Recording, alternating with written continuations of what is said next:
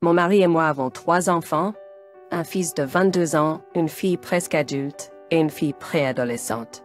Notre aîné a déménagé il y a 2 ans et a épousé sa petite amie du lycée. À ce moment-là, nous les avons prévenus qu'ils devraient attendre un peu avant de se marier, mais ils n'ont pas écouté. Ils se sont mariés et semblaient bien pendant environ 18 mois. Cependant, en novembre dernier, nous avons reçu un appel de notre fils disant qu'ils allaient divorcer. J'ai écouté les 2 côtés avant de prendre des décisions. Il a admis avoir eu une liaison depuis quelques semaines après leur mariage. Il était même fiancé à l'autre femme. J'étais déçue de lui et nous avons laissé notre belle-fille rester avec nous pendant qu'elle se remettait sur pied. Ses parents vivent dans un autre état. Il n'est plus avec l'autre femme. Il s'est excusé, mais il avait beaucoup d'excuses. J'ai toujours aimé ma belle-fille. C'est une jeune femme authentique et gentille qui ne méritait pas d'être traitée de la sorte. Elle est dans une meilleure situation maintenant, et nous restons en contact, et nous visitons de temps en temps. Cependant, mon mari ne reste pas en contact avec elle. Il a arrêté de contacter après le divorce. Notre plus jeune enfant ne sait pas pourquoi leur mariage a pris fin, mais notre fille aînée l'a appris de notre fils lors d'un appel et l'a renié. Les procédures de divorce étaient en cours pendant les vacances, donc nous avons demandé à notre fils de garder ses distances pendant Thanksgiving et Noël. Cependant, il y a quelques semaines, il a demandé s'il pouvait venir nous rendre visite. Oh, mon mari voulait le laisser passer la nuit, car c'est un trajet de 2 heures pour venir ici, mais cela me mettait mal à l'aise. Je ne crois pas que l'infidélité soit quelque chose qui devrait être pardonné ou oublié, même si vous n'êtes pas directement touché par cela. Je ne veux pas que mes enfants pensent qu'ils peuvent maltraiter leur partenaire et agir comme si tout allait bien. J'ai dit à mon fils qu'il pouvait venir brièvement, mais qu'il ne pouvait pas rester pour la nuit. Finalement, il a accepté et n'est resté que 15 minutes. Il est parti quand sa sœur a commencé à lui crier dessus. Mon mari pense que je garde rancune depuis trop longtemps. Je pense également entretenir une amitié avec l'ex-femme de notre fils est inapproprié. Suis-je celle qui a tort ici? Vous n'avez pas tort. J'ai toujours pensé que les parents devaient aimer leurs enfants inconditionnellement. Votre fils a fait une grosse erreur? Je comprends votre déception, mais vous avez même mentionné que vous aviez un pressentiment que cela arriverait quand vous les avez avertis avant leur mariage. Et si cette nouvelle femme avec qui il est fiancé est celle qui lui convient? Êtes-vous prête à repousser votre fils et sa potentielle nouvelle belle-fille juste pour maintenir une amitié avec son ex-femme? Bien qu'il ait fait des erreurs, au moins il a été honnête avec vous à leur sujet. Refuser de le voir comme votre fils ne fera qu'engendrer des problèmes de confiance entre vous. Il ne vous a pas trompé, et votre relation avec vos enfants est différente de celle qu'ils ont avec leurs parents. Il est à peine adulte, et le punir pendant de longues périodes pourrait le faire sombrer de manière inattendue. Ne compliquez pas une situation déjà difficile. Alors tuez l'idiot. Mais ce n'est pas une simple erreur. Une semaine après s'être marié, il trompait sa femme depuis 18 mois et était fiancé à cette fille. Je comprends qu'elle ne veuille pas lui faire croire que c'est acceptable. Mais aussi cette spirale serait une conséquence de ses propres actions. Il n'est pas un petit enfant qui a triché à un test. Il est un adulte qui, pendant 18 mois, a trompé sa femme. Mon Dieu, il y a tellement de défenseurs des trompeurs ici. S'il veut le pardon, il peut le chercher. Mais apparemment, il ne se sent même pas désolé. L'aimez-vous inconditionnellement? Et s'il tue quelqu'un ou pire, est-ce que l'OP devrait toujours l'aimer? En tant que parent, vous avez le droit de le juger et de vous éloigner de lui. S'il veut se réconcilier avec sa famille, il devrait commencer à travailler sur lui-même et reconnaître ses erreurs. OP, vous n'êtes pas l'idiot. Et vous avez raison que ses actions reflètent son caractère. N'écoutez pas ceux qui disent « pas ma maison, pas mon problème ». Pensez-vous vraiment que l'infidélité devrait être placée au même niveau que le meurtre? L'infidélité a plusieurs niveaux. Juger quelqu'un sans parler de ses choix est mal, surtout quand il s'agit de votre enfant. Votre fils est si jeune, s'était marié. Il se sentait peut-être piégé et dépassé et a mal géré la situation. Votre fils est sûrement conscient de la douleur qu'il a. Est-ce que vous devez le punir pour toujours? Il semble que vous êtes prêt à perdre tellement pour une position morale. Faites attention à cela si vous voulez avoir une chance de voir vos futurs petits-enfants. Je, une femme de 22 ans, ai découvert la semaine dernière que j'attends mon premier bébé, une petite fille. Ma famille est excitée que j'ai décidé de faire une petite révélation de genre pendant le week-end de Pâques. J'avais prévu cela pour samedi. Quelques jours avant, j'ai demandé à une petite entreprise locale si elle pouvait faire 12 cupcakes avec du glaçage rose et bleu sur le dessus et du glaçage rose à l'intérieur. Elle a accepté et a dit que je peux y récupérer vendredi soir. Le plan était de récupérer les cupcakes vendredi, d'inviter des amis et de la famille samedi et de donner à certains invités un cupcake qui révélerait le genre. Je n'ai invité que quelques personnes car mon appartement est assez petit et je ne voulais pas faire une grande révélation de genre, juste quelque chose de mignon et amusant. Et tout le monde aime les cupcakes. Donc, vendredi soir, je suis allée à l'appartement de la propriétaire de la petite entreprise, Claire, et elle m'a donné son adresse pour récupérer les cupcakes. Elle a dit qu'il coûterait 25 livres et serait prêt à récupérer à tout moment. J'ai conduit jusqu'à son appartement et j'ai frappé à la porte. Elle m'a accueilli avec la boîte de cupcakes et ils avaient l'air incroyables. Ils étaient exactement comme je les avais imaginés. Et je les remerciais pour eux. Elle m'a donné la boîte, mais juste au moment où elle l'a fait, son grand chien de compagnie est venu en courant vers moi, aboyant et a sauté sur moi, faisant tomber la boîte de cupcakes par terre. Claire s'est excusée et a enfermé le chien à l'intérieur. Il aboyait toujours et sautait contre la porte. Elle a dit c'était parce qu'il était excité quand les gens venaient lui rendre visite, mais qu'il ne m'aurait pas fait de mal car il est gentil. À ce moment-là, je ne savais pas les dégâts causés au cupcake, car la boîte était tombée à l'envers. Je l'ai ramassée et les gâteaux étaient ruinés. Le glaçage s'était écrasé partout dans la boîte et certains gâteaux s'étaient renversés sur le sol. Claire avait l'air horrifiée, car j'ai compris qu'elle avait passé quelques heures à les faire pour moi. Elle s'est excusée et a dit qu'elle pouvait les refaire gratuitement, mais qu'ils ne seraient pas prêts avant dimanche. J'ai dit que, malheureusement, j'attendais des invités demain et que dimanche ne convenait pas, car j'avais déjà d'autres plans. J'ai expliqué que je ne paierais pas pour ces cupcakes car ils étaient immangeables et ruinés par son chien. Nous avons convenu de payer à la réception des marchandises et comme je ne les ai jamais reçus, je ne paierai pas. Ils étaient immangeables et ruinés par son chien. Elle a dit que je devrais quand même payer, car elle avait dû acheter des ingrédients pour les gâteaux et que le prix des œufs avait augmenté, ce qui signifiait qu'elle serait perdante. J'ai dit que si elle avait contrôlé son chien, peut-être qu'il n'aurait pas été renversé. Et je suis désolée, mais encore une fois, je ne paierai pas. Alors, je suis montée dans ma voiture et je suis partie sans les cupcakes. J'ai quand même eu des invités samedi. J'ai annoncé le sexe en personne plutôt que par des cupcakes, mais c'était quand même agréable de passer du temps avec mes amis et ma famille. Ma famille était heureuse. Mais ma belle-sœur a dit que j'aurais quand même dû payer pour les cupcakes car elle a accepté que c'était de sa faute et elle a offert de les refaire pour moi.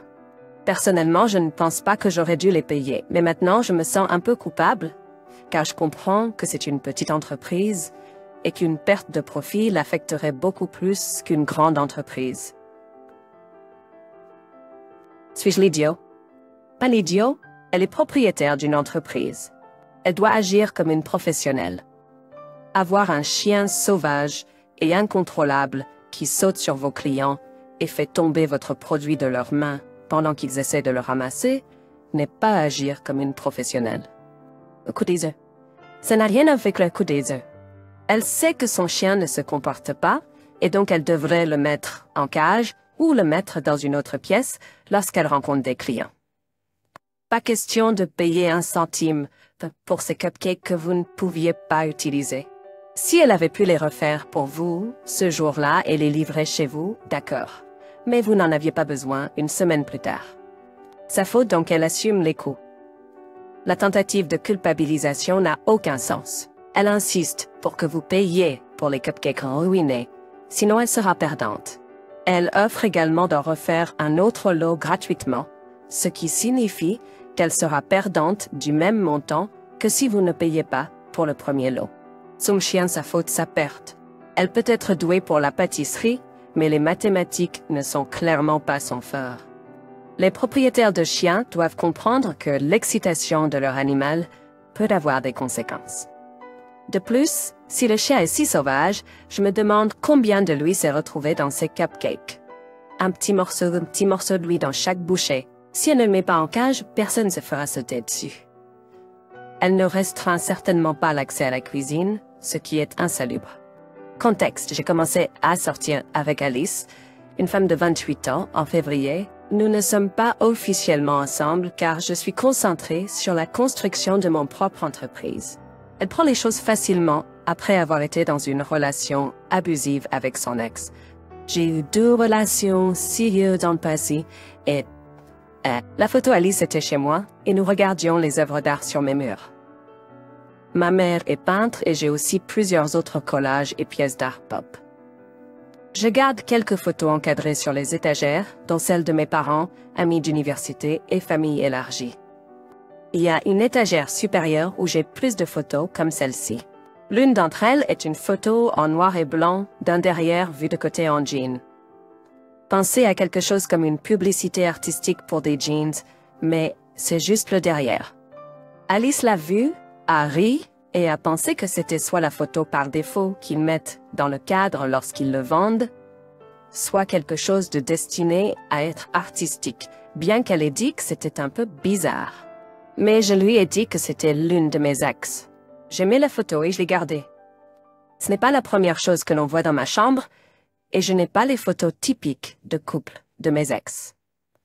Le conflit. Alice a dit qu'elle trouvait cela inapproprié, car d'une part, peut-être que l'ex se sentirait mal à l'aise de savoir que je garde encore une photo assez intime pour que tout le monde la voie. Et d'autre part, elle se sentait simplement mal à l'aise de ne pas être sûre de mes sentiments envers mon ex. Nous avons eu une dispute et Alice a dit que se passerait-il si nous rompions? Je ferais la même chose avec Soap. Je suis censée être l'idiot, car je garde une photo que j'aime simplement artistiquement. Suis-je l'idiot? Ouais, c'est bizarre. Peu importe si c'est artistique. C'est une photo intime que tu as encadrée et mise en valeur, pas juste quelqu'un, ton ex. Bien sûr, la pauvre fille a un problème avec ça. Cela montre que tu es un bizarre qui encadre et met en valeur des photos intimes de filles, et c'est une de tes ex. Tu es l'idiot. Mais qu'est-ce que tu attends? Tu gardes des photos intimes de tes ex, exposées sur le mur de ta chambre, et tu sembles surpris que cela dérange quelqu'un avec qui tu sors actuellement. Je veux dire, c'est ton mur. Accroche ce que tu veux dessus, mais tu ne devrais pas être surpris par cette réaction. Aucune personne sensée ne pensera que toute relation avec toi va quelque part de sérieux. Je suis sûre que OP serait cool s'il allait chez sa petite amie et voyait une photo en gros plan du derrière et des jeans de son ex exposés. Tu es l'idiot OP. Je pense que c'est un jeu de pouvoir pour toi, de faire comprendre à ta non-petite amie à quel point elle n'est pas vraiment ta petite amie. C'est l'impression que j'ai aussi. On dirait des dynamiques de pouvoir vraiment malsaines. Alice a également un bon point concernant la façon dont l'ex peut se sentir à propos de lui, garder une telle photo. Si je rompais avec un gars, je me sentirais certainement bizarre s'il gardait une photo de mon derrière encadrée chez lui. Même si les fesses sont habillées, c'est bizarre. OP ne semble pas respecter les sentiments de ces deux femmes. Mon père de 25 ans est un grand passionné de voitures. En grandissant, mes frères et sœurs et moi, une femme de 30 ans, l'avons vu réparer des voitures et les voir venir et partir. Il a mis la main sur un Beetle décapotable de 2004 qu'il a réparé pour ma mère. Cette voiture est une bête. On dirait que personne ne l'a jamais touchée. Mais malheureusement, ma mère a eu un accident il y a quelques années qui l'a rendue incapable de conduire. Et c'est alors ils ont décidé de la donner à ma nièce, qui est la fille de mon frère aîné. Elle était extatique. La voiture est techniquement à elle seule, mais mon frère, âgé de 37 ans, lui a fait partager avec son beau-fils âgé de 18 ans. Et même si le garçon est correct, ses compétences en conduite sont médiocres. Quand mon père lui a donné la voiture, elle était d'un joli bleu bébé avec un intérieur noir et blanc, et elle l'aimait bien.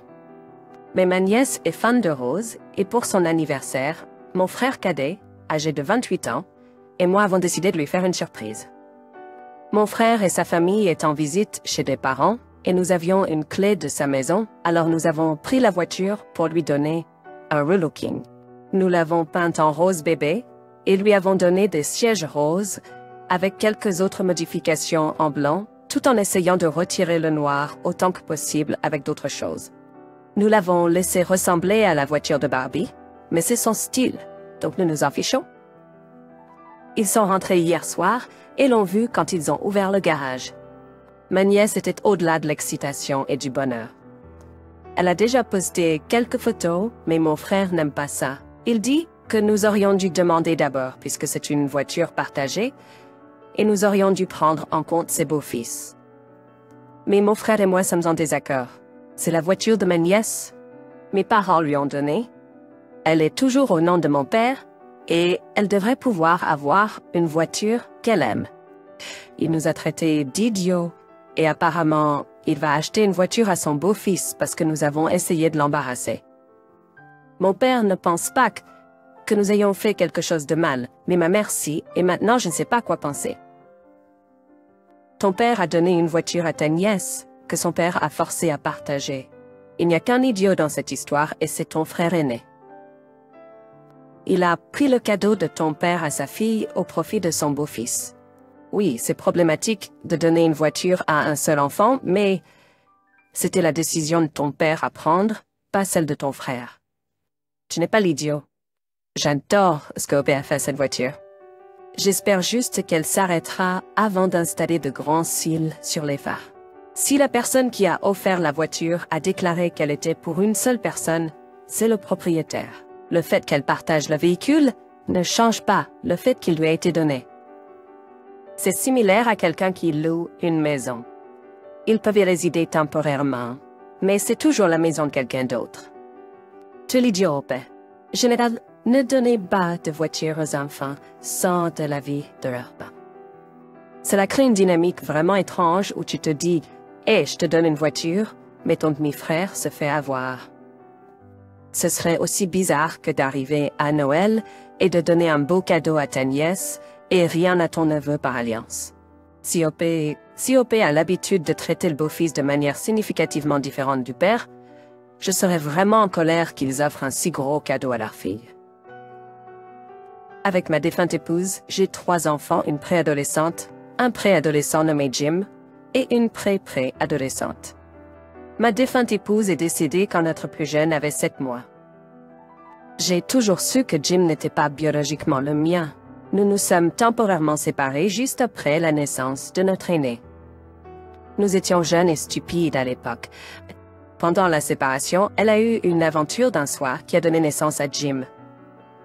Nous nous sommes réconciliés juste avant qu'elle ne découvre qu'elle était enceinte. Il est clair qu'il n'est pas biologiquement le mien. Il est blanc avec des cheveux châtain clair et des yeux verts. Sa mère était à moitié indienne et à moitié blanche. Je suis noire. Pour moi, Jim est mon fils. Je suis son de naissance. Je suis tombée amoureux de lui quand il a ouvert les yeux. Je l'aime comme mes filles. Je n'ai jamais assis Jim et lui ai dit que je suis pas son père.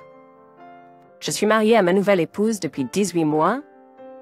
Son fils, Will, un adolescent, a emménagé chez nous il y a 6 mois. Il vivait avec son père, mais après une série de désaccords avec sa belle-mère, il a été décidé qu'il viendrait vivre avec nous. Qui vit avec nous est un ajustement difficile, oui. Will et Jim sont en conflit parce que Will pense qu'il devrait avoir la chambre de Jim car elle est plus grande et a une grande télévision et une PS5, car Will est l'aîné. Ma femme a suggéré que nous pourrions échanger les chambres, mais j'ai refusé, car c'est la chambre de Jim bien avant qu'ils emménagent, et je ne vais pas faire déménager Jim, parce que Will veut la chambre qui est 6 pieds plus longue que la chambre dans laquelle il est. Ce week-end, je suis rentrée à la maison après avoir fait une course avec mon plus jeune pour trouver Jim et Will en train de se disputer. Will disant à Jim que je ne suis pas son père biologique. Donc il n'a pas besoin de m'écouter. Will a traité Jim d'idiot pour penser que quelqu'un comme moi pourrait être le père de quelqu'un d'aussi pâle que Jim. Mon fils était complètement brisé en entendant cela. Et j'ai passé le week-end à le rassurer en lui disant que pour moi il est. J'ai également expliqué ce qui s'est passé et que je le soutiendrai s'il veut un jour chercher son père biologique. J'ai dit à Jim qu'il n'y avait rien qui m'empêcherait de l'aimer, comme je le fais pour ses sœurs. J'étais en colère contre Will pour avoir dit cela à Jim, et je lui ai dit qu'il était puni pour le mois prochain car c'était une chose incroyablement cruelle à faire. J'ai également confisqué les cloches consoles familiales du salon. Les filles n'y jouent pas, Jim y joue seul et seulement Will et moi l'utilisons. Je lui ai dit que je ne la remettrai pas en place pendant un mois entier. Ma femme est en colère que j'ai puni Will, disant que ce n'est pas à moi de le punir, et que Jim finirait par découvrir que je ne suis pas son père biologique. Car c'est évident que je ne suis pas son père. Elle veut que je remette la console de jeu en place et que je lève la punition. Suis-je idiot d'avoir puni mon beau-fils? Pas l'idiot. Peu importe que Jim finisse par le découvrir par lui-même. C'est l'intention de Will d'être cruel et de saper votre autorité qui lui cause des ennuis. C'est digne de punition. Ce qui est encore pire, c'est que votre femme a dit à Will que vous n'êtes pas le père biologique de Jim. Pas étonnant que Will agisse. Il tient ça de sa mère. Désolé, OP, mais votre femme et votre beau ont l'air plutôt horribles. Exactement. Il a plus un problème avec ça avec son beau-fils. Sa femme tolère et encourage ce comportement. Elle veut favoriser son enfant au détriment du fils d'OP. Ce que Will a fait est scandaleux. Cependant, tout en dérangé par le fait qu'il essaie de voler la chambre de Jim. Bien que votre femme veuille que vous discutiez de la punition avec elle, peut-être devriez-vous discuter de savoir si vous voulez continuer à vivre avec votre nouvelle femme et Will. En intervenant ici, OP, vous devez mettre votre femme à sa place. Je suis adoptée et je ne peux pas imaginer que quelqu'un utilise cette information contre moi, peu importe la raison. Votre femme minimise les sentiments de votre fils, saper votre autorité et minimiser les actions de son fils est un gros drapeau rouge. Je comprends que son fils traversait une période difficile, mais cela ne lui donne pas le droit de blesser les autres. Elle aurait dû vous soutenir, et au lieu de cela, elle a creusé ses talons. La pomme ne tombe pas loin de là. C'est une colline sur laquelle il faut mourir.